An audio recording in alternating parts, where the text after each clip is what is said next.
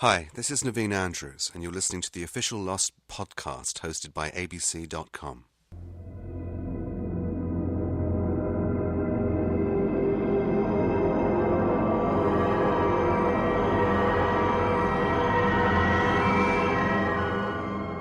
In this podcast, Naveen Andrews sits down with us to talk about Arabic in English and enlightens us on corpsing, which sounds like something that involves the fabled 7th season of Lost, but it's not.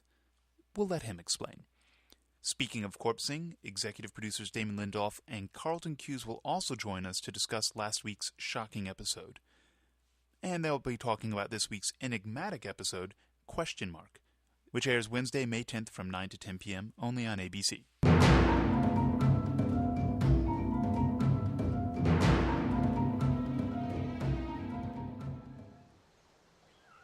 Almost 40 days ago on this very island, I tied a man to a tree and I tortured him. I tortured him as I've tortured many men. Men whose voices I still hear in the night. Should you kill me? Maybe you should. Maybe you were meant to.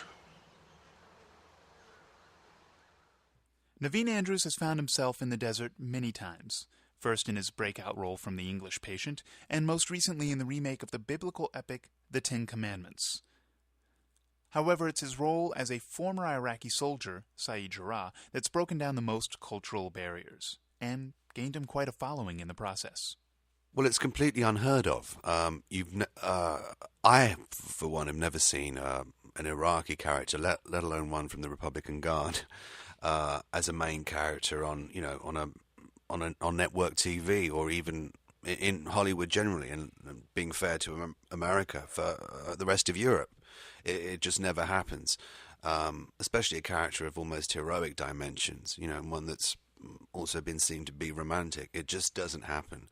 And I have to give credit where it's due, that JJ, Brian and Damon had the courage to actually put this character forth, because when I first saw the first script, I couldn't believe it, really, and I still can't. Long may it last. What you made me do, no human being should ever have to do to another.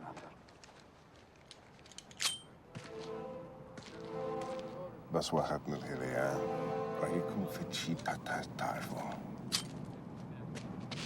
وهسا تعرفوا. I will never do that again. Arabic was really hard.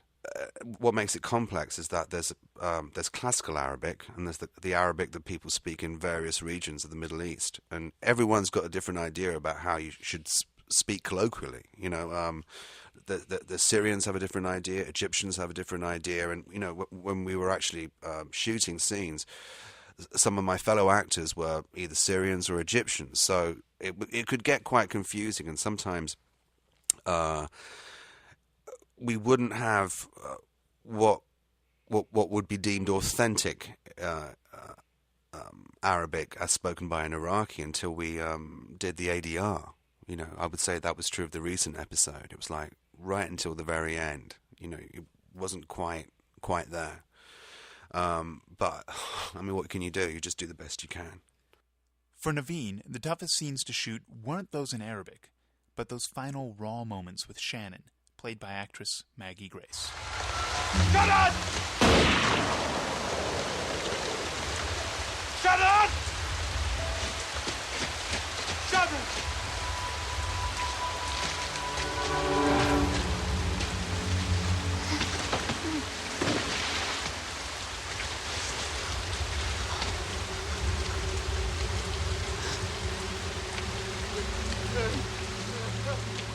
It was very tough because actors, much as it might surprise anyone, do have feelings.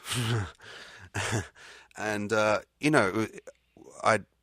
we'd kind of known that Maggie was going to leave the show maybe about, I think, 3 months before it actually happened. So it was this long build up to that, and it was hard. It was really tough because you build relationships and you have a lot of affection for people, and it seems so brutal, when their tenure, if you like, is suddenly cancelled. So that last scene was very tough for lots of reasons because it was very hard for her, and and I was aware of that, and apart from it being very sad, it was a difficult episode as well to shoot because it was very emotional, and again, when you're working with directors who are coming from the outside, it can be a bit difficult, but we got through it. And I think it's a good piece of work, and I thought it was a great way for her to go out if she had to go out. Yeah, it was tough. The emotional work required for the show definitely takes its toll, especially with 15-hour days. That can only result in one thing: corpsing. There have been so many good times, that we've had as a cast, just having a laugh, I particularly like corpsing. I guess it's an English theatrical term, but in England, basically when you cannot stop laughing, when you're saying a line and you can't get it out, and you just keep crying with laughter and you just cannot carry on, and everyone has to stop and take a break. That's what corpsing is. I think it comes from the stage where people would do it on stage, which is really the end, and I guess it means you become a corpse. Literally, the drama is dead. I think that's what it might mean. Maybe I'm wrong, but there've been several times with Dominic where it's usually a situation where we're very tired, usually overtired, and like Dominic's got one line to say, and I've got to say it to him, and he has to turn straight into camera, and I'm right there looking at him, and you've got to try and be, because everyone's thinking, look, it's Friday, it's about 9:30 at night, everyone wants to go home, man. They're not interested in you giggling and laughing, and we'll just lose it, and it will become hysterical, and won't be able to get through it, and that can be heavy, but we don't care because it's funny. So, there you have it. Corpsing is, well, laughing. Which many people aren't after last week's episode, mainly because they're still sitting in shocked silence at the surprise betrayal by Michael. Here to discuss the matter further are executive producers Damon Lindelof and Carlton Cuse.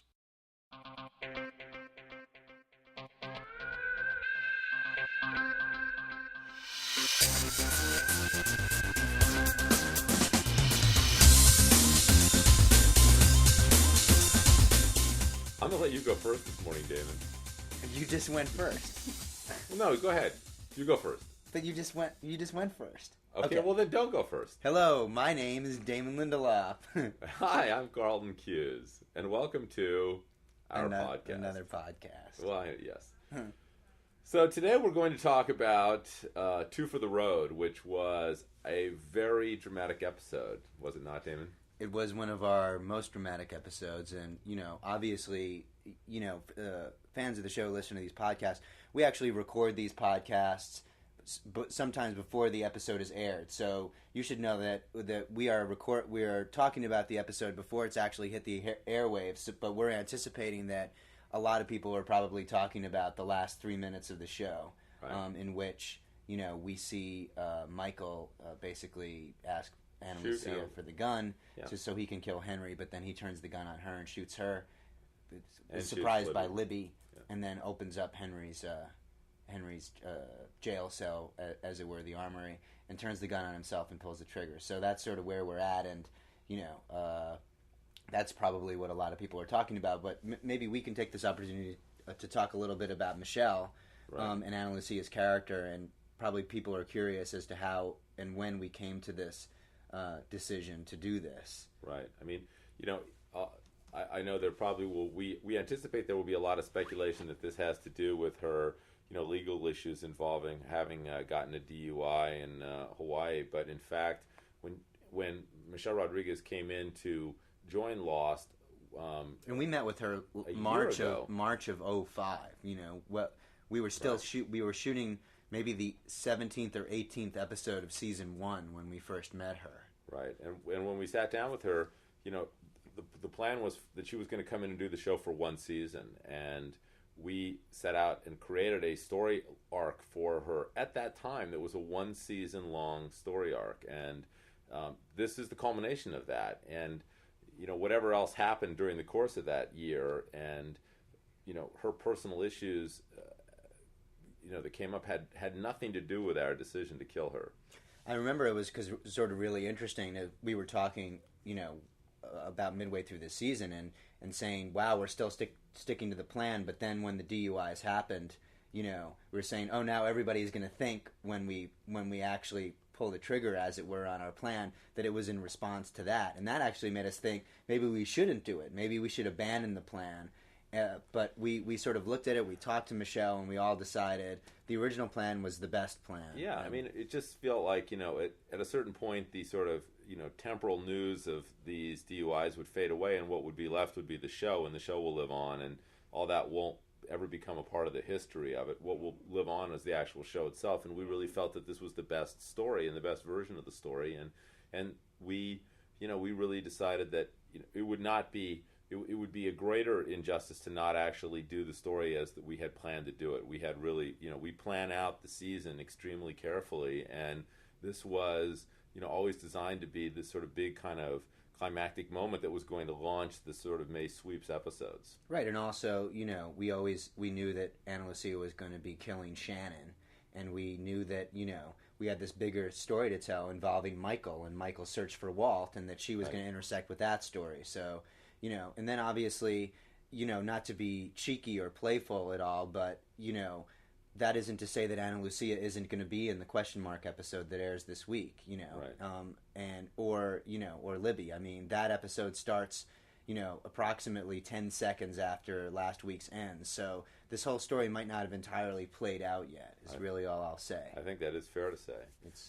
I think that obviously Michael's return and the fact that he has now done this, we're clearly trying to set up a lot of mystery and intrigue about what exactly is going on with Michael. And obviously, Michael's quest to get Walt back is, we've said publicly that is something which we're going to resolve by the end of the season. And I think now that whole story has been kind of colored and complicated in a way that, hopefully people are finding entertaining, but it's very much a part of our whole plan for how this story is going to play out through the rest of the episodes this season. It's dark stuff. It's a little dark, yeah. But no this time for joking around about you sitting here without your pants on. Yeah, well, that maybe I should put some pants on, and then we wouldn't joke about it. Okay. So the question mark episode is this week's episode, and interestingly enough, although we're immediately picking up, as we said, where we left off, there's some big time Locke and Echo action going on this week, which is something I think that we as storytellers have really been looking forward to, and certainly the audience has sort of been promised. These are the two kind of mystical forces on the island, and what's been interesting over the course of season 2 is Locke, who started off in a place of sort of devout faith in the island and what it had in store for him, has gradually sort of gotten away from that and is getting more and more frustrated with what he feels his purpose is.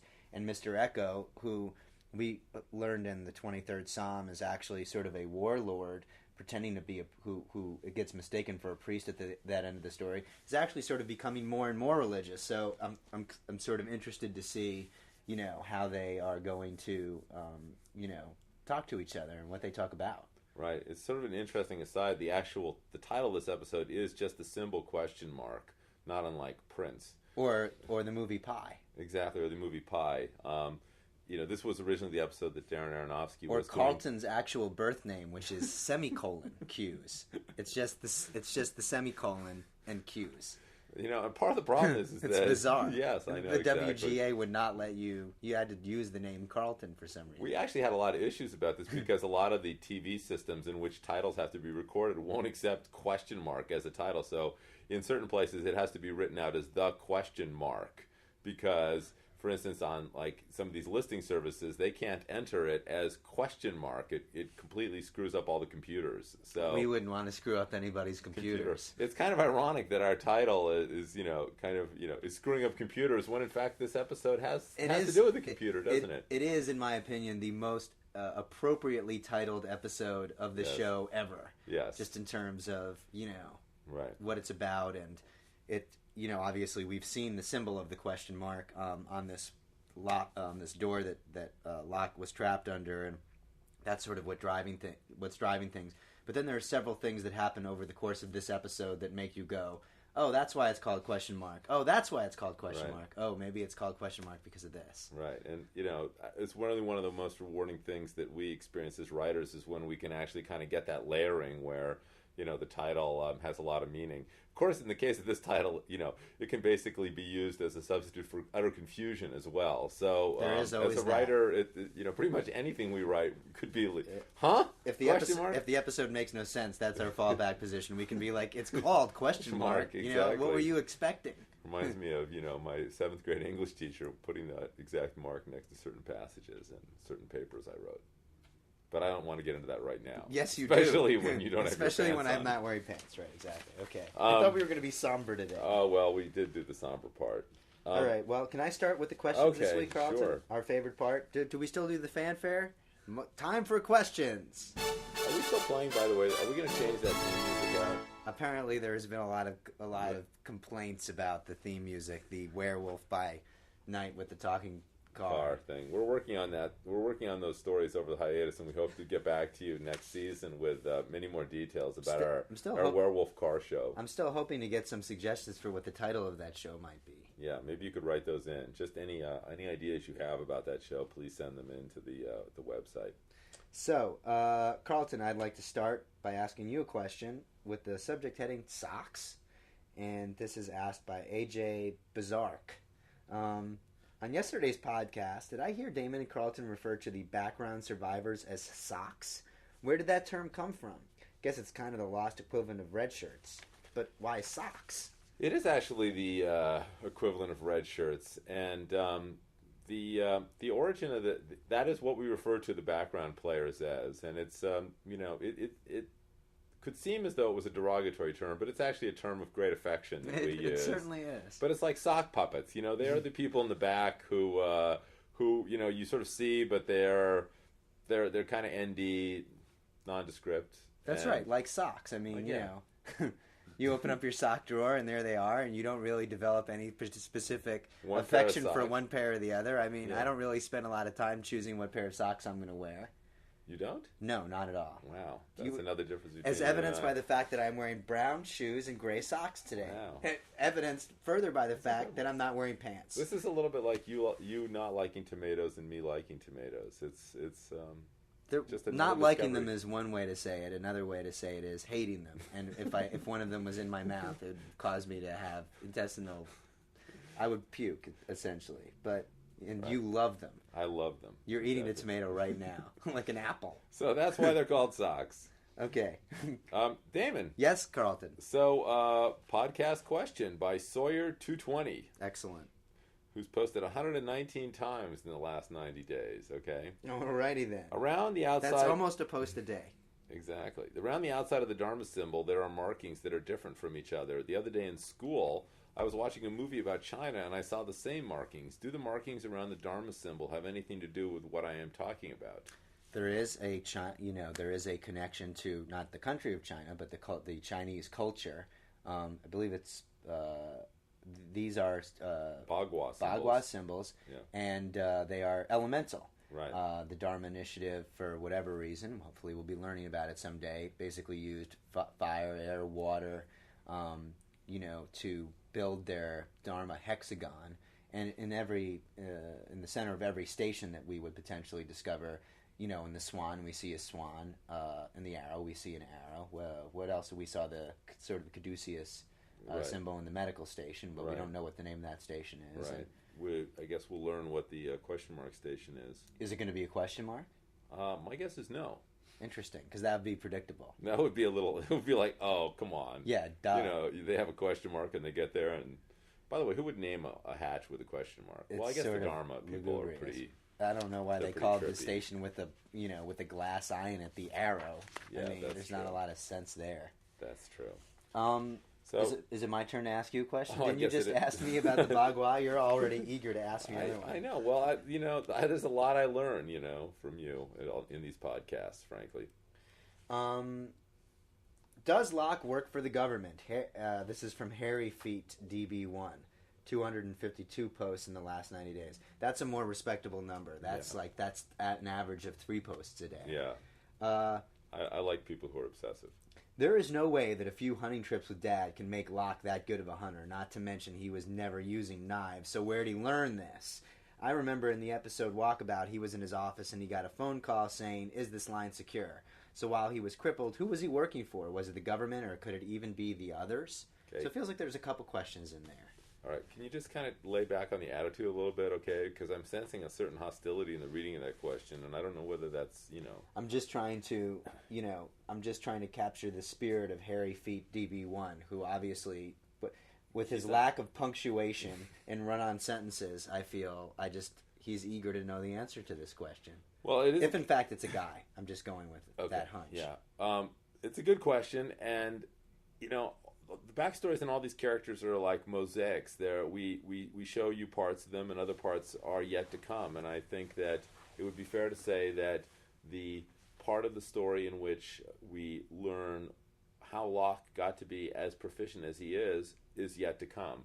We did, however, see that with his father, there was in that story it was implied that he had a relationship with his dad, and during that time he learned how to hunt and shoot, and his father taught him some stuff about the outdoors before he stole his kidney. But there is more to why Locke is as proficient as he is. Borrowed his kidney. Yes, that's true. He could be getting it back in season 3. That's true. He could. So that's pretty much. And then the other part is working for the government. Well, my recollection of Walkabout, and it was a long time ago, when he picks up the phone and says, "Is this line secure?" He's just getting a call from his buddy who he plays games with during his lunch hour. So they're goofing around. So he certainly does not work for the government or the others. Or unless by government you mean Box Company in Tustin, that's right, California. There are those who believe that the government is a box company, but I'm not one of those people, and it doesn't make any sense to me. Okay, so Damon. Yes, Carlton. On one podcast, we mentioned the Widmore Construction would be a company name to keep an eye out for. I'm not sure anyone has pointed this out yet, but the pregnancy test that Sun got from Sawyer in The Whole Truth said Widmore Labs on it. Also, Kate had a line that reads something to the gist of, how did Sawyer get one of those? I mean, who carries a pregnancy test on a plane, really? Is this an Easter egg plug to the fact that the test says Widmore Labs? Are we supposed to watch out for Widmore? Is there going to be more Widmore? Is Widmore therefore connected to Dharma as well? And that further connects Oceanic Airlines to Dharma. So how does all that work, Damon? I'm going to just say more Widmore. Not less Widmore, but more Widmore. There will be more Widmore. More Widmore. Yes. Or with less. More with less. Right. You might want to check out the book Bad Twin, too. Yeah. There are certainly going to be some, and obviously, I can't really be sure about this, but the name Widmore might be popping up in the finale. It might indeed. It's possible. Right. I actually heard a rumor that there are 2 branches of the Widmore family. Really? Yes. Their family tree, as it were? Yes. There'd be 2 branches? Yes, exactly. And there's a British branch and an American branch. Interesting. So they're just related, and one of them lives in the States and the other one lives in the UK? Right. That is. So which branch makes the pregnancy tests? Well, I don't know. I don't think I can really say. Is that because you don't know? No, it's because I'm not saying. All right, we should talk about this after the podcast, because I'd like to know. Carlton and I each keep secrets from each other, which is sort of how we get through our day. It is actually amazing when you realize that actually we've just divided all the secrets of Lost in 2, and Damon has half of them, and I have the other half. And it's incredible when we actually learn what the other one knows about the history and secrets and mythology of Lost. Yesterday, I told Carlton while he was eating the tomato with it like a piece of fruit. I said, Carlton, do you want to know how Locke ended up in his wheelchair? And he said, boy, would I. And I said, I'll trade you what the monster is if you tell me what Locke is doing in that wheelchair. So then I didn't know if I could trust Carlton, and he didn't know if he could trust me. And then we said, okay, on 3, I will say it, and then you'll tell me what the monster is. And I went 1, 2, and then Carlton didn't say anything. So well, I thought you meant like 3 and then say it, not like on 3. But it was quite obviously a ploy. So I'm going to hold on to that information for a little while longer. And I've got some theories about what the monster is. Okay, well, we'll talk about that later. Excellent. All right. Well, I better go. You better put down that tomato, and I better go put my pants on. One last question. Oh, okay.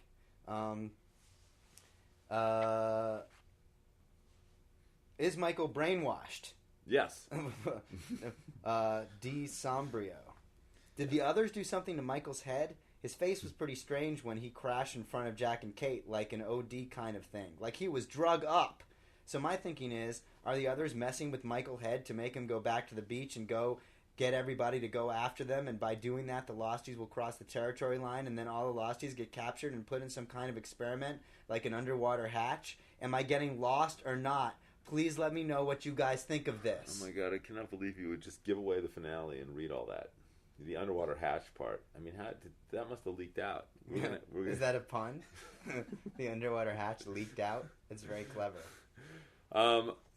Michael had a long trek back across the island. I mean, he wasn't going to walk out and go, hey, what's going on, guys? Yeah, I know. And then go, lost card. That wouldn't be too dramatic. He had some brambles in his hair, too. Yeah. But the reality is haircut. Now Michael has done what he's done, so I think it's sort of fair to assume that perhaps what he said happened while he was gone, is different than what actually happened. But it's not like will you tell me what happened to him for real? Not a chance, because I know you won't tell me anything in return. On 3, I will tell you, let's see, what can I tell you?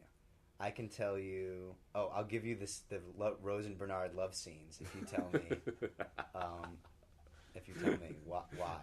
What happened to Michael for reals? Okay. Well, unfortunately, before we get to that, looks like we're out of time today. Oh, darn! Rumhole. Oh, jeez. All well, right. guys, thanks for listening to our somber podcast. Yes. Stay tuned. All new Lost coming up the next 3 weeks. All new Lost. Oh. Wednesdays. Wednesday. Thanks for letting me go first today. You're welcome. All right. So we'll see you later. Bye, gang. That brings us to the end of this podcast. Be sure to check out abc.com, where you can submit your own fan questions and also stream this week's episode of Lost after it airs. Just go to lost.abc.com. Question Mark airs Wednesday, May 10th from 9 to 10 p.m. only on ABC.